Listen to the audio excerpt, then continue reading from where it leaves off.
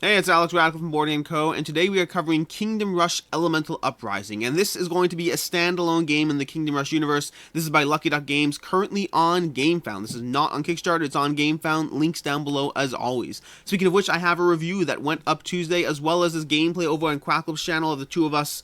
Well, I won't spoil it. The two of us something. So,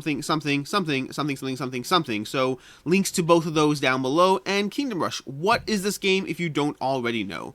Kingdom Rush is a polyomino tower defense game. It's going to be these horde trays full of little enemies and different configurations on those trays that are slowly trying to march towards your tower, towards your base, while between your actual towers as well as your heroes, you need to stop and defeat them. And so they're going to put them down. You're going to be moving your heroes around the board, going through different events, going through different tokens or whatnot that you need to be mindful of. Then you have to deal with by playing out your towers to your tower locations or whatever it is onto building sites in order to cast little polyomino pieces onto different enemies, and each tower will operate differently and each tower will upgrade differently, and those are things you need to take into account because you constantly want to play your towers to actually deal damage and put polyomino pieces on top of those enemies. But if you don't play your towers, they will upgrade instead. They will spend their time developing and upgrading and building and growing, and so you have to choose how to spend your time and resources in this game. And as your towers level up, you'll be able to do stronger and more powerful things, taking out polyomino trays faster and faster, which is going to be important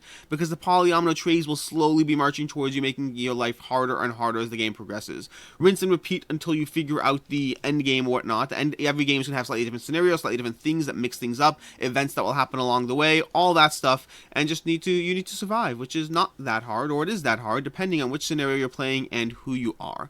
As far as this game, like I said already, this is a standalone game, so what is different between this game and the original Kingdom Rush? So there's going to be a few things. First of all, thematically speaking, it's a different game. Just offhand, it's a different game. Well, I don't know. I mean, thematically, it's a different game, but I wouldn't really focus too heavily on that unless you're really pulled in by the theme of the Elemental Uprising versus the Rifts in Time, which, speaking for myself, I wasn't, but then again, I'm not a theme person. But as far as that, past that, there are going to be a variety of differences in this game, and they do a great job covering it on the Kickstarter page over here. They cover the What's New in Elemental Uprising section over here. So to begin with, we have new heroes and new tower trays. That's going to be the first thing that's worth noting. The towers are going to be all 4 sets of different towers, so there's no overlap with the original. There's the general, I guess some of them have a high notes, like you have the mage, you have the rangers, but they are different. You have the soldiers, but they are different in how they play out, so each tower is new. Additionally, there's new heroes, which we kind of scrolled past over here, but each of these heroes is a new hero that brings something new to the table. They have different abilities, and the abilities are meant to be more different, so to speak. It's not meant to be just the ability tiles, but each one comes to the table with their own unique ability just on their board alone. From there, there's going to be a variety of things such as environmental effects. So we have these magic blossoms that are going to show up on the map that as heroes step onto them, they can deal 2 points of true damage anywhere on the board. So that gives you a tactical aspect to manage as you walk around the map. Moving from one place to another might be worthwhile when you cross over a magic blossom along the way. There's going to be hazards as well, such as these lava pools, these volcanoes that if you go onto them, you can collect gems, but if you end your turn near them, you might take a point of damage. So you have to be mindful of things like that. And there might be more stuff released as the game progresses. This is, well, I was going to say this is Kickstarter after all, but this is crowdfunding after all. It's GameFound, not Kickstarter. Then we have Elemental Hordes. Now this was, by the way, was one of my favorite parts of the new stuff. This represents creatures that have an element, have an ability called Tough. Tough creatures can only take 1 point of damage at a time from different pieces. Meaning, if you have a tower that deals a single 4 piece of damage, you can only cover 1 part of that on these tough enemies. Each one can be covered differently, but they basically represent the fact that you have to hit them again and again and again with different polyominoes in order to take them down. So smaller towers that deal multiple 3 dots are going to be more powerful, more effective against these tough enemies. And if you thought the tough enemy on a 2x2 was hard, a tough enemy on a 3x3 is much harder. These people take time, energy, and dedication to take them out. And along the way, these mini bosses, so to speak, have these different skulls that you have to deal with, which basically is every single round that the mini boss is in play, they will activate an ability that will ultimately hurt you. They're not here to help you. But if you cover up those skulls, the chance of that ability activating is lower, so you can slowly ping away at them, but also cover up the skulls at the same time, trying to make them ineffective. Additionally, we're going to have these shields, these shaman shields, these magical barriers that will stop you from being able to deal certain types of damage from either of the sides of the barrier. So anything coming from this side of the board at all, not even diagonally or whatnot, you cannot deal magic damage unless you are exactly adjacent to them. So putting those on different cards will make it slightly harder. It adds an additional level of a puzzle to the game, different things you have to be mindful of as you're dealing with different hordes. Then we have Don't Fear Heroes, new towers. Here we go, new towers. So we're going to have Fire in the Hole. This is going to be an artillery tower that does deal these points of damage all around it. So it affects every single tray adjacent to it, period, bar none. That's going to be my favorite type of tower in actual tower defense games on apps or a computer or whatnot, are generally going to be those kinds of towers. They're generally going to be the kinds of towers that you deal points of damage to everything it affects, because there's no limit. You don't have to sit there and be like, well, take out 1, 2. No, it's going to take out everything. Absolutely everything. I love these types of towers. Then we have Black in the Skies with the Rain of Arrow. These are going to be the marksmen. The new update to the marksmen is they deal points of damage, but if you take off a point of damage, they gain true range. So as long as you decrease the points of damage by 1, you will get true range instead. So it gives you this different element to the original marksman. Then we have the Knights Barracks, which are going to give you fewer people you can put down on the board, but instead they get to cast their throwing knives, throw their throwing knives at nearby enemies. So it gives you another element to take into account. A little bit more damage, but a little bit less blockage of the way those towers used to work. And then finally, we have the magical towers, the mage towers, which are going to look like the same initially, but they effectively get an extra spot for upgrades, which is something we haven't talked about yet. Upgrades are going to be something new in Kingdom Rush Elemental Uprising. So upgrades are going to be stickers that you can put on the towers, and I should not use the word stickers because they are not technically stickers. They use something mini suction cup technology we'll talk about in a second. But effectively, these are little tokens with ideally they're going for that clear background. I don't know if they have those yet. Well, I know they don't have them yet, but I believe they're going for that clear background here, so it lays nicely on the card. But they're these little modifications that can go on top of towers on the cards to give them something else. So for example, you can give a tower the ability to host another tower on it, to work as a building site like they do in terms of the guard towers. You can give a tower true range. You can give a tower true damage. You can give them all sorts of extra abilities that may or may not unlock, and we may get more of these as the game progresses, but they will give you more strategic choice to your thing. Now you can put them on all towers, or most towers I should say, but mage towers will have an additional placement site on them, so you can put them on mage towers even more so. And that is going to be most, if not all. And then coins, you buy these with coins, which is going to be one of the new things that enemies drop. And then lastly, we'll talk about the reusable stickers before I take a breather to drink some coffee. Reusable stickers, these are not stickers, they're calling them stickers, but they use micro suction cup technology. There is an update where Oz from Lucky Duck Games goes through showing you the difference, showing you how these stick in terms of these stick without sticking, if that makes sense. But for peace of mind, and I'm happy they did this because I talked about this in the review, for peace of mind, they're giving you 2 sets of stickers. They're giving you an additional full set of stickers. So even as you slowly but surely use the stickers and then peel away a little bit here and worry about the wear and tear and worry about the peace of mind of are you slowly hurting your game, because I certainly do. I complained about this in my review. I said it's not a big deal, but it still kind of bothers me. But you can kind of have that pristine second set of stickers that you'll never ever touch and will remind you forever that your game is brand new, never having actually been played, because those are the best kinds of games.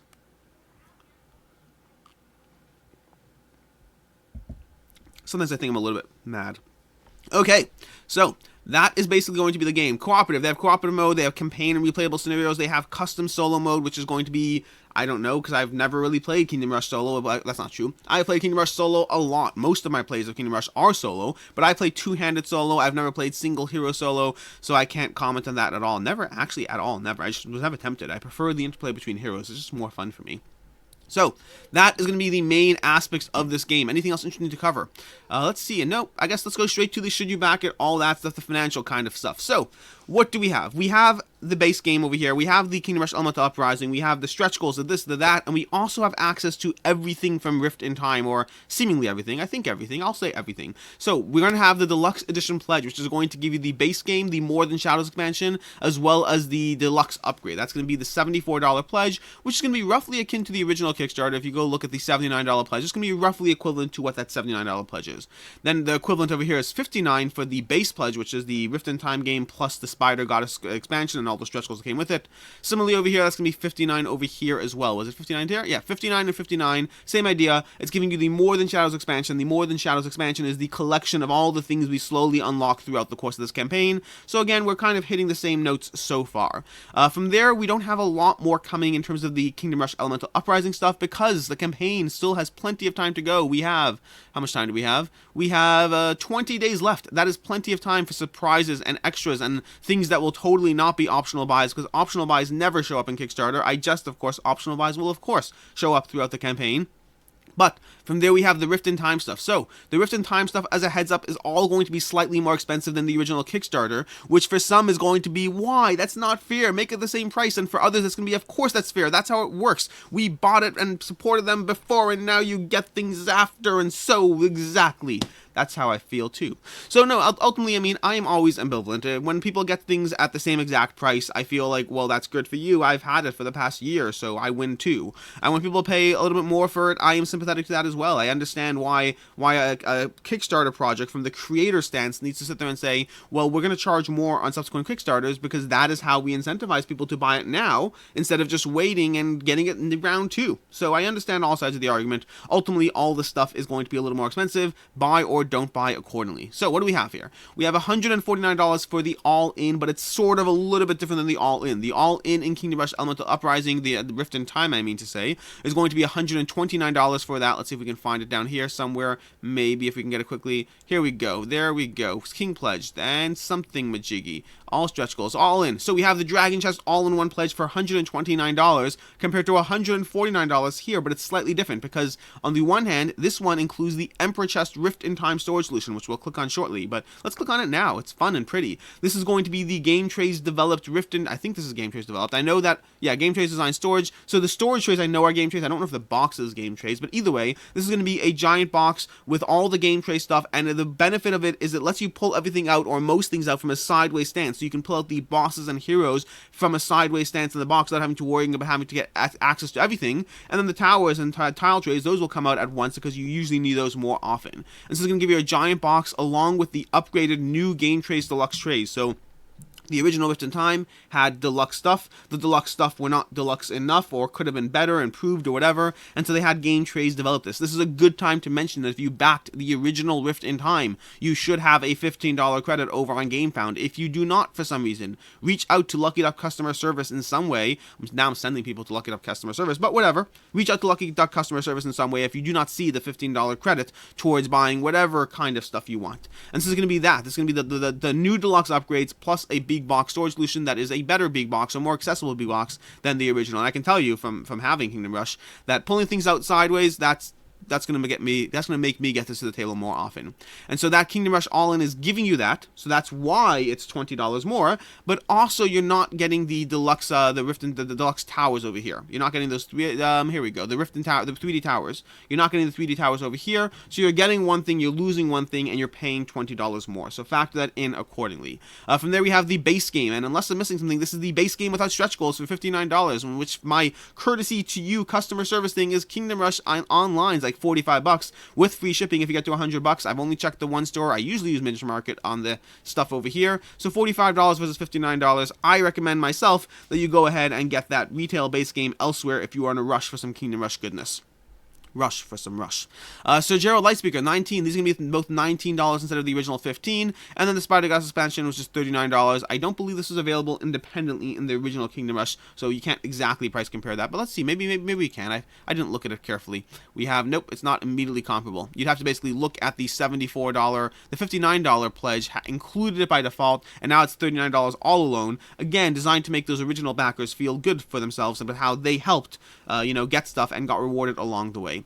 Then we have the recrafted deluxe upgrade, which is, these are going to be, like I said over here already, these are going to be the newer Game Tray stuff, more clippiness, more accessibilityness. Like for instance, these tiles over here, these towers, they rested nicely in those trays, but you couldn't close the tray, so you had to pick or choose how you want to deal with it. And this one gives you more of the deluxe Game Trays goodness with all these more deluxeified actual having place for storing stuff. So it's the better deluxe upgrade, which is good. We always want the better deluxe upgrade, and that is going to be included in the Rift in Time storage solution. So do not get both of these. You are getting double what you need. So don't do that. Then we have component upgrades, which is going to be the 3D towers for $25. In my opinion, the 3D towers are near essential for this game. It makes the game so much more less fiddly, more accessible, more visually fun. It is basically the price of a full cheaper game. So factor that into your own decision.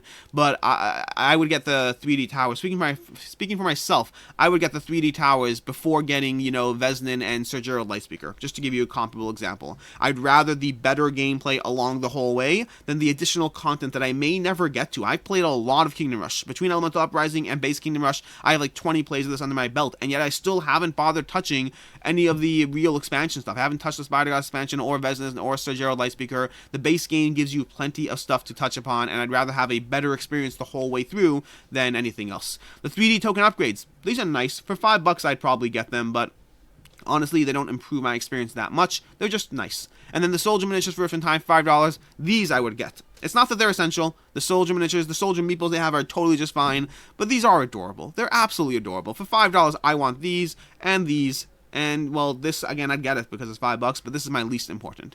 From there, let's talk about stretch goals. Or let's talk about, we're still talking about the money stuff. So let's do it. Should you back it? And then we'll talk about stretch goals. Should you back it? Should you not? So overall, Kingdom Rush, Elemental Uprising, and Rift in Time and all that. So to begin with, if you want that base game, if you just want some Kingdom Rush goodness, honestly, I would probably recommend it. People who are looking to maximize what they have access to and maximize this, that, and the other, I'd probably recommend the Rift in Time expansion in retail. Just get the retail, call it a day, move on, and then get Elemental Uprising from the Kickstarter. That's if you're looking to maximize your content and minimize your spending. If you're looking to just get the minimized content and minimized spending pure, then I'd probably recommend just getting the new Elemental Uprising. It's going to give you all the same stuff you want. It's going to be $74 right now. Is going to give you a bunch of stuff, but expect more of a $129 all-in pledge or somewhere in that range as the game progresses. But even then, you can get that, or you can just spend $74 and get this now. You'll get the full extra expansion. You'll get enough content that it is probably worth it. It's not perfect because factor in your $74, depending on shipping or whatnot, shipping costs and everything like that.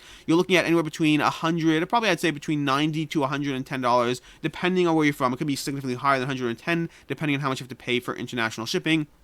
But that will give you a full base game, the full Elemental Uprising, the deluxe upgrades, and then as well as that's going to give you the full More Than Shadows expansion. So there's a decent amount of content there, in my opinion, making it equivalent to what you're getting in retail in terms of the price points, getting you a pretty good deal there. But if you want to get absolutely everything, by all means, go ahead and get the Kingdom Rush Rift in Time, Emperor's Pledge or whatnot. Get all this stuff. Get that big box. Get the full all-in now. You'll probably be looking at somewhere in the range of $300 to get absolutely everything. I tell you now, I like this game. I like it a lot. You do not need everything.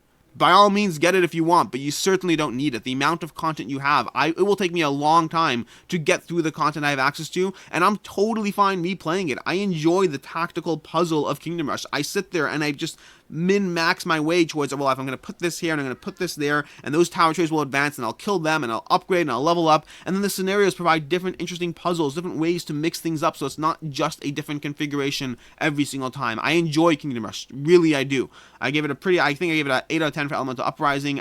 This is a game that it's one of my favorite games in 2020. I have to do my top 2020 list at some point. I really, really like this game. You do not need both. That is my opinion. I'm still getting both because I am crazy. Okay, I buy games if I like them. That's how it works. I try to get rid of games that I don't like, but if I like a game, I will get what I want for it. But you certainly don't need both. As far as will it hold its value or not, taking a look at the price history on Geek Market and how these things are sold for, and you have to click through to each one because each one is going to have different pledge levels, different configurations.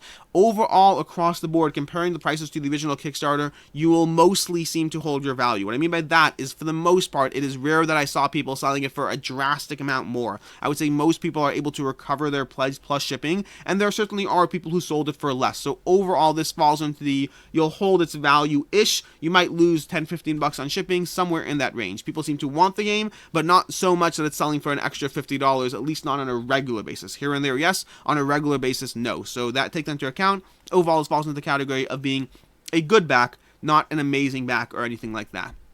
That falls into that. VAT, we haven't talked about that. There is no VAT. They cover this in the FAQ. There's no Brexit charges. There's no VAT charges. All that, what you're going to pay for this game is you're going to pay the price plus shipping. That is it. Although shipping is a giant range. Let's cover that. Because shipping is, look at these prices. So shipping represents the fact that you can get anything from a singular base game to who knows how many stuff. And so they have these giant ranges. Look at the USA. They have $10 to $55 is the range. If you're getting two-wave shipping, which we haven't talked about, it's going to be $21 to $55. That is a range. And so that's going to be the two-wave shipping, although $21 to $55, the max, why is the max the same? I don't understand that. Either way, I'm missing out on that. So, two-wave shipping versus one-wave shipping. Basically, it talks about this in the FAQ. You can go through it, but different items are going to be available at different points of the campaign. Sorry, let's just go to the FAQ. Different items are going to be available. Let's find the 2-wave shipping stuff. I don't know where it is. When will Wave 1 and Wave 2 ship? No, which one? Which stuff? So over here, the Rift in Time items will be available to ship July 2021 estimated. So that's going to be available earlier on.